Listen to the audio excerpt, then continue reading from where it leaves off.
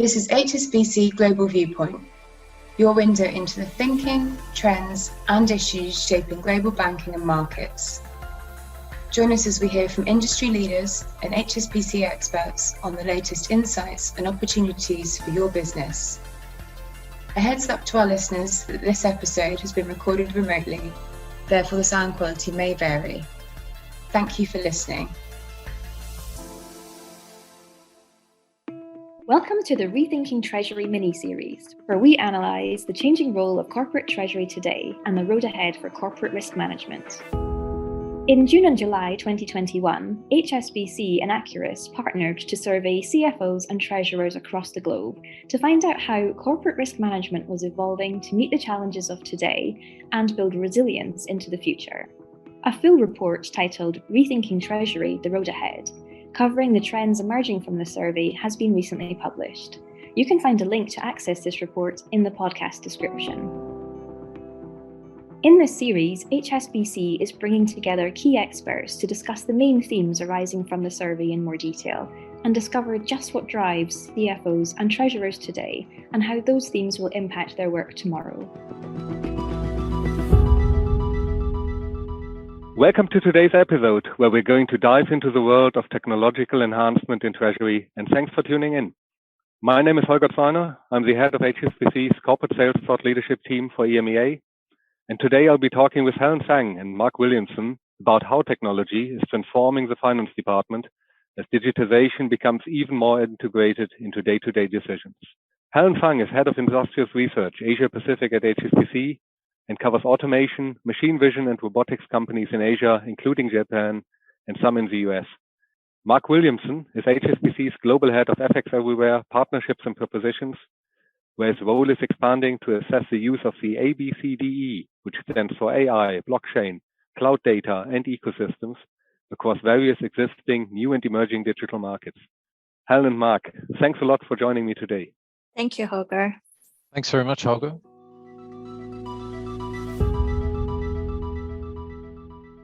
From our survey, which included 200 CFOs and more than 400 senior treasury professionals, one thing that really stood out is that digitization is having an increasing impact on how finance departments work.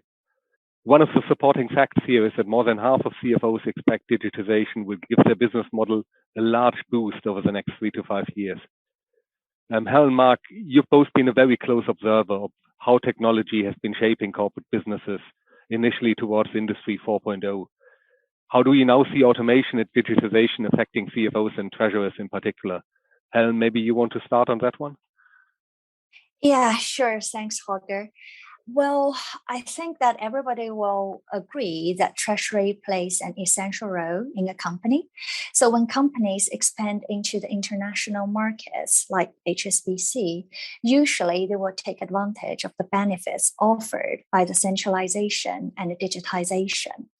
To enable this treasury centralization and digitization, the company will usually have a digitization project in space and also establishing the connections between the company's ERPs and the systems of the bank. We see this kind of the process with several key advantages. First, it definitely improves the cash flow visibility, optimize the liquidity across the organization, increase the efficiency, and also reduce the cost through economy of scale, and enables more effective risk management. Just to give you an example for the risk management, as cybercrime and fraud becomes more sophisticated nowadays, if you have the automation risk management solution based on the AI algorithm, it can massively help you identify and block the suspicion payments. These solutions can be also tailored into the organization's rules, helping to catch the money laundering and eliminating the friction points, thus enhancing the process efficiency. However, although we have all these kinds of the benefits from the digitization for the treasuries, we still think that the increased level of digitization requires appropriate security standards to go hand in hand with it. We think information security and control policies needs to protect against external attacks must be an integral part of this automation and also digitization strategy. Thank you, Helen. Mark, how does it look from your perspective? Thanks, Holger. I think we're at a really interesting point in history, and the whole financial markets is going from having that blockbuster moment. So we're going from blockbuster to Netflix. And what I mean by that is over the last 18 months to 2 years, we've seen a real big ramp up in digitization of flows of cash and the way they're represented and the way that treasuries consume that information. And a big driver for that is not only the COVID, China, crypto moving to a cashless society, but also the move of store of value onto distributed ledger technology, or DLT. And when we're looking at distributed ledger technology, what we're seeing is that it's providing an overlay to existing treasury systems, ERPs, business flows and processes. The other big trend that we're seeing out in the marketplace is around CBDCs, or central bank digital currencies. We're seeing that there's 90% of the world's countries are looking at CBDC experiments, and that is acting as a massive catalyst of change for a lot of the treasuries across the world for adopting new digital technologies and forms of and stores of digital currency on distributed ledger technology. And what's interesting there is HSBC is a large multinational corporate. We're looking at how do we proactively experiment and engage in a lot of these different central bank digital currency experiments. Great, thank you, Mark. And as you already touched kind of on the experience over the past 18 months, maybe when looking into that more recent part, so how do you see that the sudden switch for finance departments to remote working, how has that affected the timeline and the ambitions for digitization? Helen, maybe to start with you again. Yeah, sure. I think digital adoption has definitely taken a leap at both the organizational and industry level. Like we discussed, due to the pandemic, digitalization has become a must for companies. With the practice of remote working, corporate treasurers must be able to operate from anywhere with secure access to all information at any time in order to manage their day-to-day operations. And at the same time, as many employees continue to work remotely, automation can also play an important role in keeping the process running smoothly, regardless of time zones or work hours. This also frees up valuable employee time by eliminating the mundane tasks, adding value to the functions overall. But having said that, we think that the frustration would be, it needs a lot of CAPEX and ROI, to be honest. With the booming demand for digitalization, upgrade, automation, and data process, the bandwidth and IDC room expansion are top on the list. I have seen the CFO's roles nowadays evolve to become more a strategic, business-oriented enabler. It's more like they need to be digital aware and transformation obsessed. And the global pandemic has added to the urgency. I think that it's like their decision that they must drive both the short-term gains and long-term transformation in digitalization to free up more working capital. Great, thank you. Maybe looking into one other thing which came out from our survey data is that with respect to Treasury, European and Western markets in general appear to be ahead of the curve in making that digitization a priority within the finance departments. Helen, when looking now more broadly into how companies are digitizing and adopting automation across their business units, do you also see the regional differences there, or is it more a sector perspective you're aware of? Yeah, that's a very interesting, I would say perspective, because as far as I understand that, automation is different than digitization. Automation means that running process and tasks autonomously and automatically. That would be automation. And that includes, say, robots, machine tools, etc., etc. The Western countries definitely have a higher penetration rate with automation upgrade. But because the Eastern countries are relatively behind, they are catching up really fast. For example, I think between 2015 and now, China basically demands more than 30% of the global automation. And across sectors, it's usually, say, automobile, smartphone, semiconductor, those who have the repetitive tasks require a higher precision level and produce higher value goods that would upgrade with automation the first, compared with, say, other kinds of the downstream verticals. But when coming to digitization, which, according to my understanding, will be supporting the processes and tasks digitally, I think that West is definitely leading the charge, especially in treasury, like we just discussed. Although many big enterprises have completed the transformation in developed Asia, the process has, in general, been slow for smaller countries. To be honest, when we are looking at the treasury SaaS, companies in mainland China, we notice that most of the domestic small private companies tend to use the domestic SaaS to digitalize its taxation system. And I think that one underlying reason behind it could be, they don't have the impeccable algorithm for taxation monitoring, so that these small companies can have more room to play around it. So that's, I think, one big hurdle why you see that the digitization of treasury for small companies in Asia could be relatively slower. Great, thank you, Helen. And Mark, one other angle we already briefly touched on are the investments required to drive the tech agenda. So how do you see business size matter here? Are larger companies at an advantage?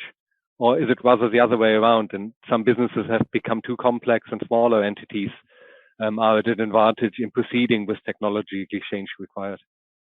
Yeah, I'll combine my answer with the previous question and this one, because I think they're interrelated. So I think from a regional and sector-specific adoption of this new world technology, the connectivity here is around supply chains. And so what we're seeing across the globe is the digitization of those supply chains and move to technologies such as distributed ledger technology or blockchain. And some of the supply chains are being digitized by tracking and tracing goods and services as they move across the globe. And the interconnectivity between East and West is where a lot of that digitization is happening. So as Helen mentioned, the platforms, etc., are a key driver for how we're moving towards digitization.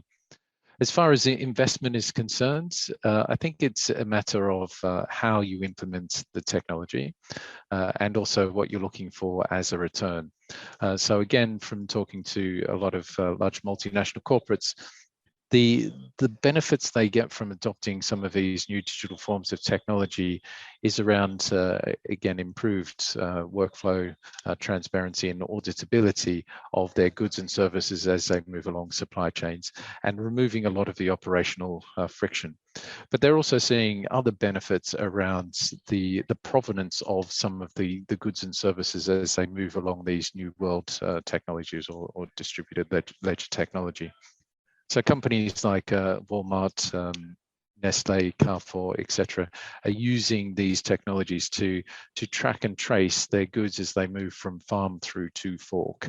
And because they're able to highlight the provenance of those goods as they move along that supply chain and where they came from, they're getting assurances around the quality of those goods, also the green practices of those farmers that they're sourcing their goods and services from as well.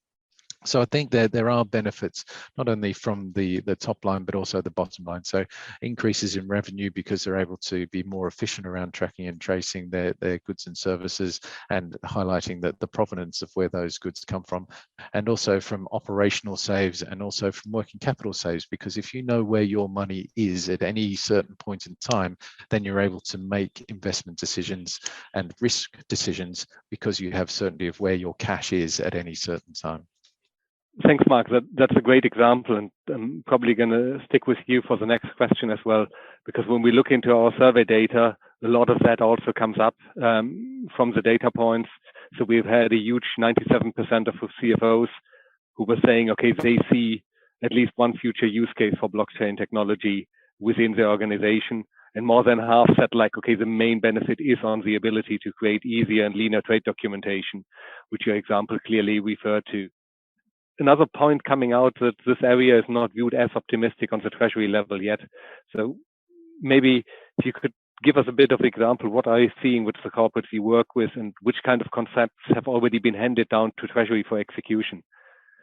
Yeah, I think there's a few different points to this, Holger. I think firstly, it's Treasury, right, wrong, good or bad, are often the last ones to know about technology adoption outside of Treasury. So when I'm talking about the automation of the supply chain, the treasurers are aware that it's going on, but then their job is to manage the risk and the cash flow and the working capital off the back of it. So if they're able to look at and better understand how that technology has been implemented and what benefits that the treasurers get from that better transparency, workflow and auditability of where that cash flow is, then I think there's a connection between delivery versus payments. And so if you're able to join those two concepts together and able to embed your FX payments and financing into that movement of goods and services along DLT or blockchain, then we're seeing there's some interesting developments around that. Specifically, when we dig into the workflow or programmability of the items as they move along distributed ledger technology, you'll often hear about smart contracts. And what smart contracts are is a legal representation of what is being moved along that distributed ledger technology or blockchain. And often within those smart contracts, you can program payment information or financing information.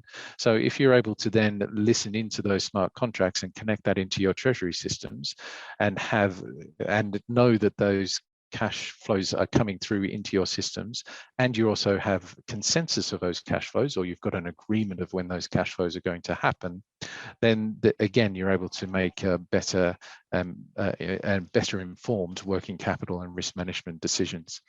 So we're seeing a lot of that that's going on. And similarly, when we look into capital markets or traditional markets, we're seeing that there is a tokenization of traditional markets and capital markets. So we're seeing that the $867 trillion capital markets business is starting to be tokenized. So whether that's bonds, whether that's gold, whether it's derivatives, whether it's currency, we're seeing that there's a lot of movements within the broader capital markets around how to tokenize those different asset classes.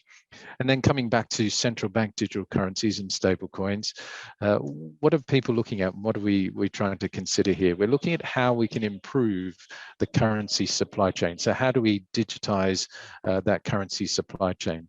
And how do we improve the $18 trillion a day FX and payments marketplace? And that's where we're starting to see some really interesting developments led predominantly around central bank digital currencies.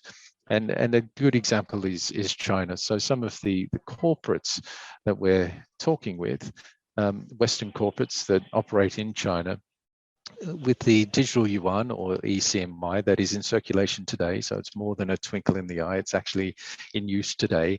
Some of the Western corporates at point of sale are being asked to accept ECMY or digital yuan.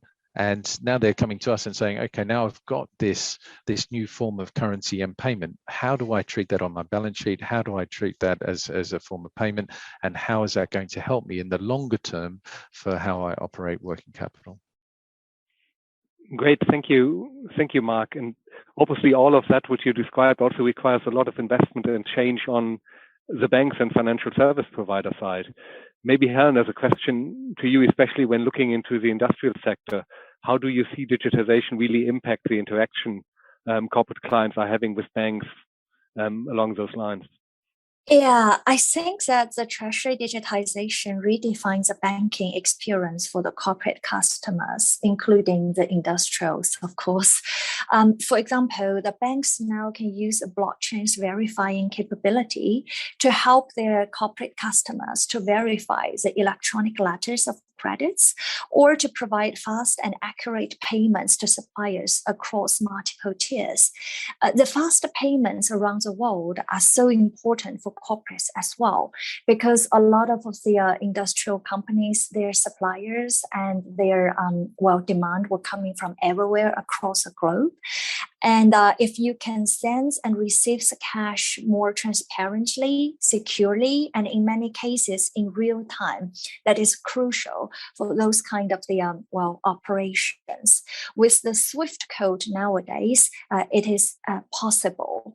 And also, I think this technology allows the corporations to complete the high-speed payment in minutes and improves the cash forecasting and liquidity optimization, which helps them to better do decisions on either investment or risk management. Great, thank you. And maybe moving into the area of FX a bit, Mark, you already discussed the ability to integrate FX more holistically in the financial value chain as a very important distinguisher also for corporate clients. Let's zoom in here a bit. So our survey confirms that currency risk still is seen as hard to manage both by CFOs and treasurers, with a more like gradual progress over the past couple of years. One thing that already came out strongly, however, is that especially execution trends have changed towards digital, with multilateral trading platforms and FX algorithms firmly on the cards. As a little stat there, 55% of the treasurers surveyed said they already today use electronic platforms as their main channel to execute FX hedging. Those ratios are quite a way up across all regions versus our initial risk management survey we did in 2018. How do you see this journey continue? How much more is to come on that end, Mark? I think there's a few different aspects to this. I think, first of all, you can't manage what you can't see. So transparency is key in how you manage your FX risk. Similarly, the adoption of algorithms and different hedging strategies we're seeing more and more of, which is great. I think that as we start to move into this new world of connecting different platforms and ecosystems into treasuries, then there's opportunities to embed your FX rates earlier on in the supply chain, because you're going to have certainty of where those goods are. You're going to have certainty of where the money is at any given time. And therefore, once you have that certainty, then you'll be able to hedge your FX risk more proactively. You'll be able to not only have a view of what's happening on the day, but you also have a confirmed cash ladder of what your foreign currency obligations are between different centers, different clients, etc.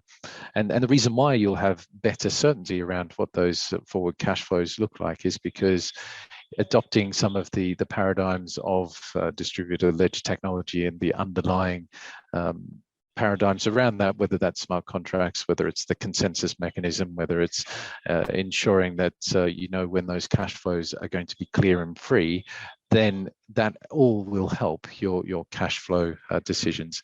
I think also the adoption of AI. So once you have that data and you're able to look backwards to understand what your trends are as far as when foreign currency inflows and outflows happen, then looking at how you can start to be aware of, okay, I'm expecting these cash flows to come into my foreign currency cash ladder in time, then I'm going to be able to hedge more programmatically as those cash flows come in with certainty, and that for me is going to be the big difference moving forward, in that as we move more and more value or store of value onto these newer technologies that is backed up by certainty of when those cash flows are going to hit, then I think the treasurers of the world are going to have better opportunities to fine tune their FX risk management using things like algo orders and some of the digitization tools that we have and offer to our clients today. Great, that's really some fantastic insight from both of you, and I think we could probably continue to talk about opportunities arising or coming up on the horizon for quite a bit of time. Unfortunately, we are nearing the end of our podcast today, so just one final question for both of you. When looking into all of that, what do you think should be the priority for corporate clients in the near future to move ahead? What are the main areas companies should be focusing on their near-term agenda? Helen, maybe I would start with you again.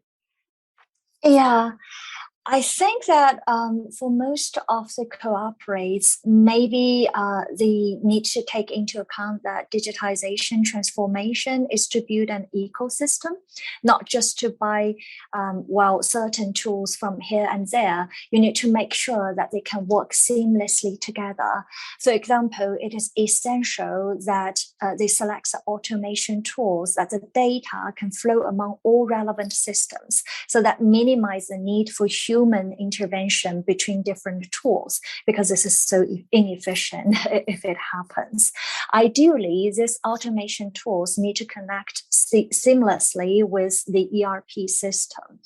And it's also important to look for a tool that can support the connectivity with other platforms. Thank you, Helen. That's a very good point. Mark, over to you on that question. I think for corporate treasurers, it's trying to think through the transition from heritage to digital. So as Helen touched on, the connectivity between old world and new world is going to be key. And so how you stitch that together is going to be super, super important. I think also, remain curious, be educated around some of the trends that are coming in the upcoming years, and think about how to set up your treasury to adopt these newer technologies, these newer stores of value on DLT, for example, and how you're going to integrate that into your current infrastructure. I think they're the key things to be aware of. And I'll use the example that we've touched on before, Holger, in previous conversations, is if you think about central bank digital currencies, and it seems to be a question of not if, but when. We've had some conversations with some of our peers in the street, and also some of the bodies that are looking at how are they going to set up these new digital currencies. And so there is a request out there at the moment for ISO codes, for currency codes, to go from 3-letter codes to 4 or maybe even 8-letter codes. Now, if anyone was around when we adopted the euro, think about how many different finance and risk systems had to change to accept that new currency code. And if we're doing that times 64 or 90, then there's going to be an incredible upheaval of different finance and risk systems. So it's not an action that needs to be done today, but I think when you're thinking about the transition from heritage to digital, these are the sorts of things that corporate treasurers need to be aware of. But also there's a huge amount of opportunities. Thank you both. Thanks for your time today and your great insights into the accelerated pace of digitization. I think we will all be eager to see how the digital journey plays out for corporate clients going forward.